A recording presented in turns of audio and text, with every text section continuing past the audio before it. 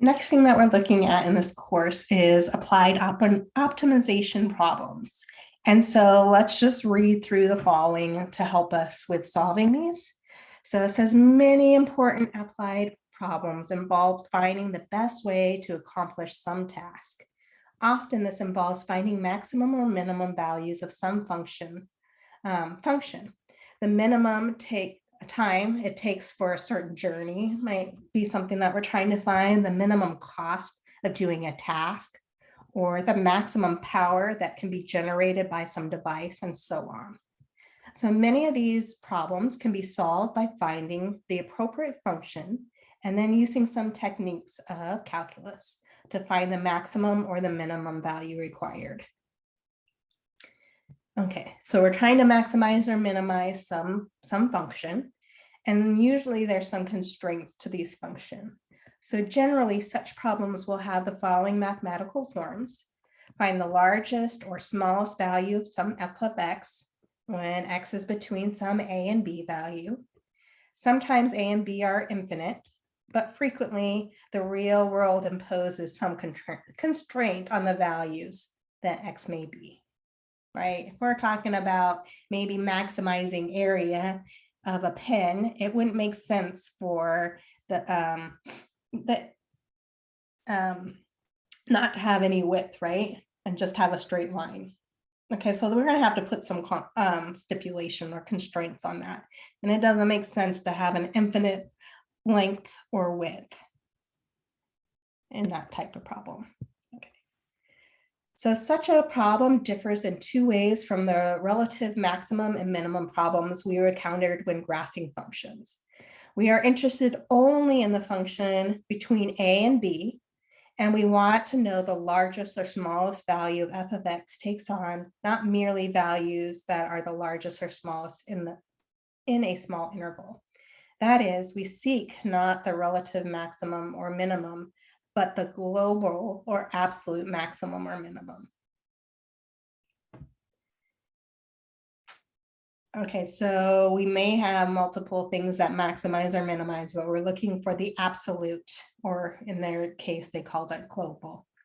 Okay, so here are the steps to solving these optimization problems.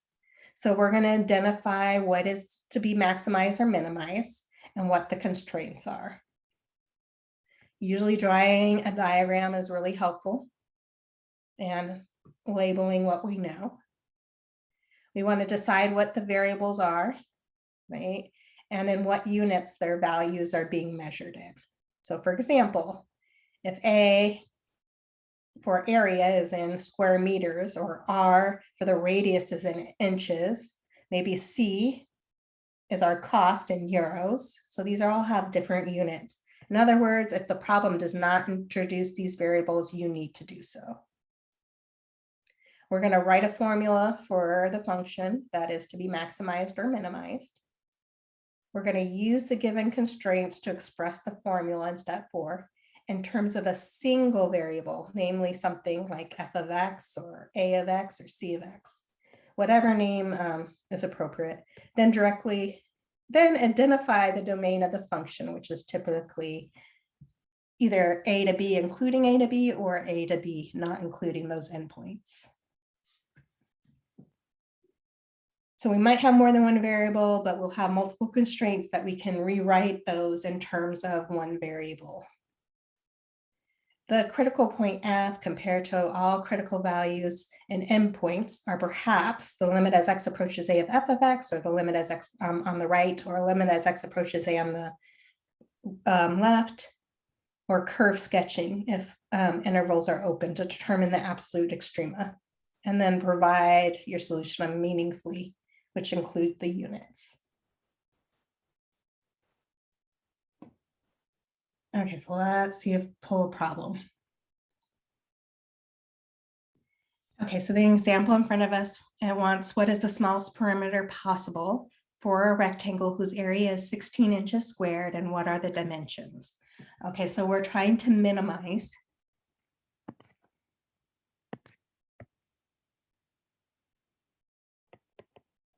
the perimeter.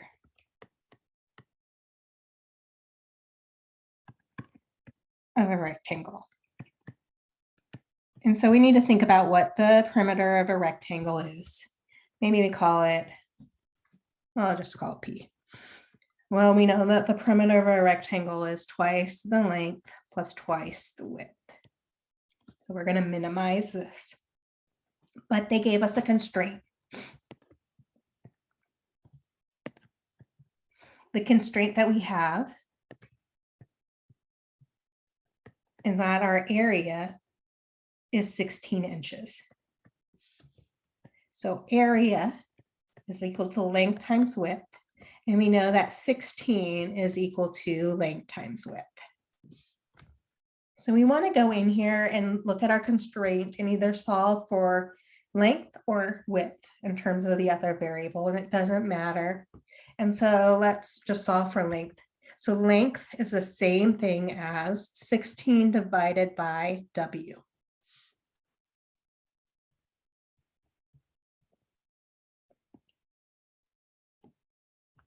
And then let's rewrite our perimeter.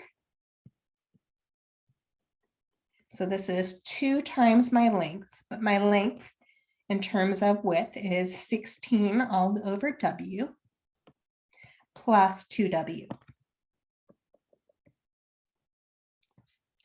Or my perimeter, I can rewrite this 2 times 16, so 32 over W plus 2W.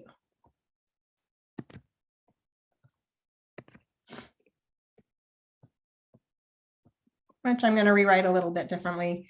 Because we're going to take the derivative, I'd rather rewrite 32 over W as 32 times W raised to the negative 1 power plus 2W.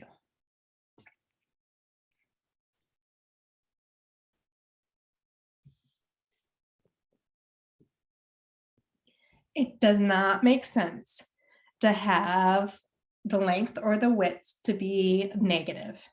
Really doesn't make sense to have the length or width of our perimeter to also be 0. And so we know our length has to be greater than 0, right? And we know our width has to be greater than 0.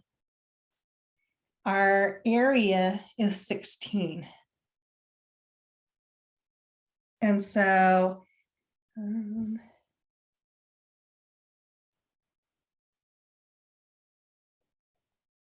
it doesn't make sense to have more than 16, does it? For a length or a width. We'll think about that in a minute. So let's look at maximizing here. And we want to maximize this. Or minimize, sorry, minimize, not maximize.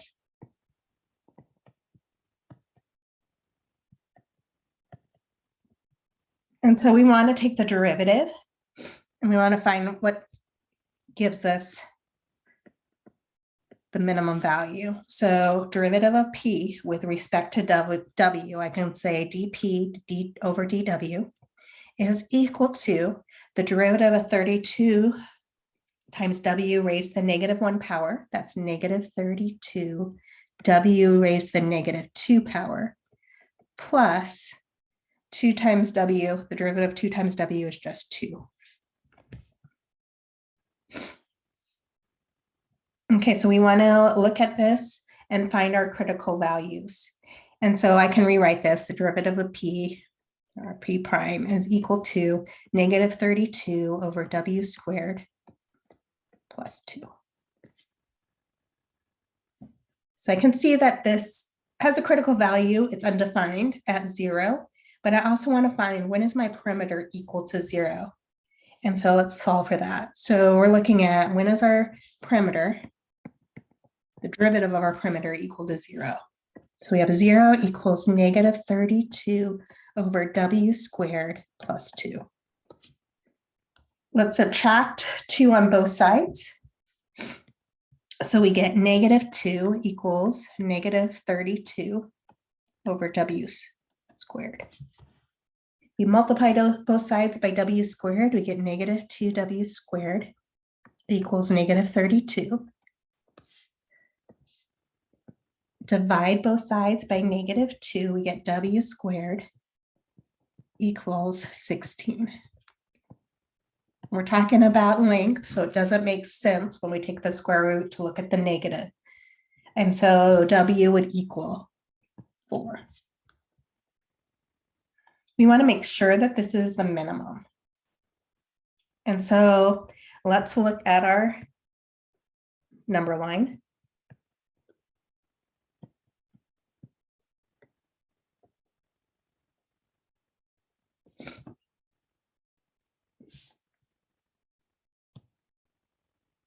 And let's look at choosing a value and plugging it into our derivative function to see if it's positive or negative.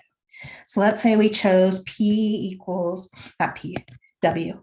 W equals 1. And plugging it in here, I'm just curious, is that positive or negative? So I would have 32. I'm plugging it into the wrong thing. Plugging it into the derivative. So if I plug in 1 there, I get, for W, I get negative 32 over 1 squared is negative 32. Negative 32 plus 2, that's negative 30. So P of prime of 1 is less than 0. So it's decreasing until we get to 4. And now we want to look at something bigger than 4. So how about W equals 5? And so if we plug that into our derivative function for our perimeter, we get negative 32 over 5 squared. So that's negative 32 over 5 squared is 25 plus, so thinking about it with a common denominator, that 2, that's 50 over 25. So I can see that this is going to be greater than 0. So my function is increasing here. So W equals 4 is a minimum. So a min occurs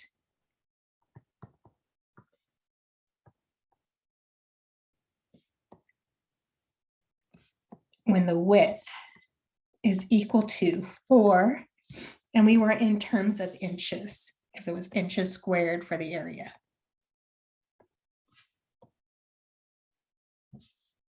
We need to figure out what our length is, but we know that our length is in terms of 16 over W.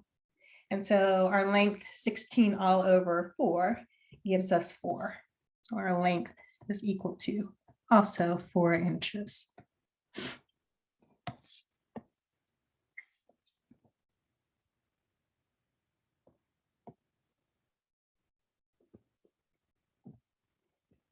Okay, so we minimized or figured out how to minimize the perimeter of that rectangle without those constraints.